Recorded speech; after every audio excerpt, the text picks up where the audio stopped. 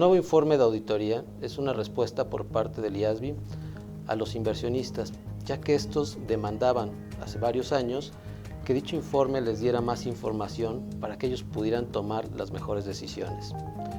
El anterior informe de auditoría es un informe con un estándar, es decir, que no había mucho margen de maniobra para el auditor y de acuerdo a los inversionistas, esto no les arrojaba la suficiente información para saber si invertían o no en ciertas compañías. En respuesta a esta demanda de los inversionistas, el IASB revisó 5 normas internacionales de auditoría. ¿Qué significa esto? Que modificó el texto para adecuarlo a los nuevos tiempos. Lo más importante es que realizó o creó una nueva norma internacional de auditoría, la norma 701. Dicha norma es el cambio más importante en los últimos años respecto al informe de auditoría. Y esta norma habla precisamente de las cuestiones o asuntos clave de auditoría que tiene que revelar un auditor en su informe. Los cambios más importantes respecto a la norma 700, que habla precisamente sobre el informe de auditoría, es en primer lugar que el párrafo de la opinión va en primer lugar. Anteriormente, el párrafo de la opinión, siendo el más importante, era el último párrafo que se mostraba en el informe de auditoría. Ahora el IASB lo cambia y va a ser el primer párrafo que tiene que decir precisamente la opinión del auditor. También hay modificaciones respecto a dar más detalles de la responsabilidad del auditor, de la responsabilidad de la dirección de la compañía, con la finalidad de dar más información en dicho informe. Por otro lado, hay una manifestación expresa al auditor respecto a la independencia. La independencia es parte importante en el informe de auditoría y también hay que hacer referencia al código de ética del país en que le corresponda. Por ejemplo, en México tenemos nuestro código de ética y tenemos que mencionar que cumplimos todos los estatutos establecidos en dicho código de ética. Otro de los cambios es una descripción revisada de las responsabilidades del negocio en marcha. ¿Esto qué quiere decir? Que el auditor tiene que decir si la compañía que está auditando, por la cual está dando su informe, es negocio en marcha, es decir, continúa en funcionamiento a la fecha de su informe de auditoría.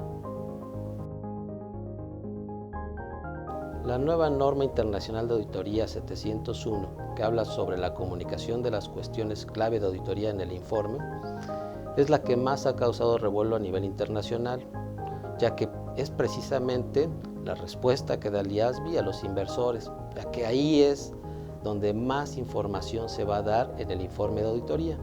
¿Cuál es el alcance? Es decir, ¿a quiénes obliga? En primer lugar, aquellas empresas que cotizan en bolsa.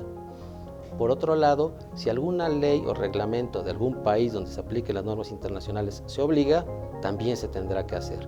Y por otro lado, de manera voluntaria, a juicio del auditor, él podrá emitir estas cuestiones claves en su informe de auditoría si así lo considera.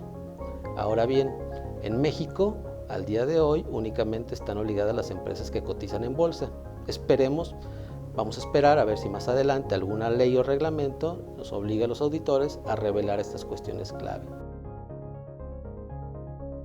¿Cuáles son las cuestiones o asuntos claves en el trabajo de auditoría?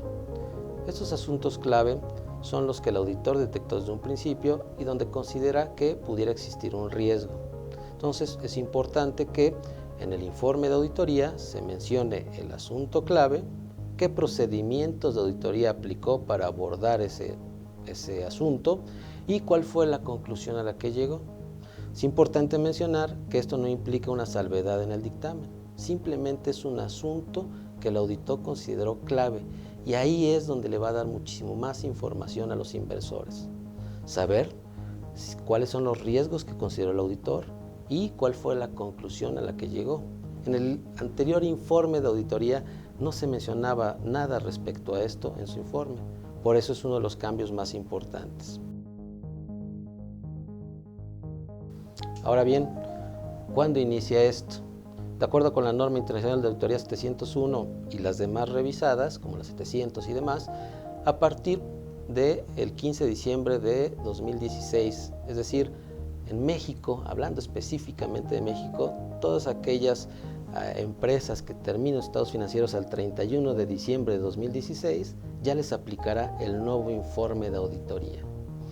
¿Esto qué significa? O cómo deben prepararse tanto los auditores como la administración de las empresas.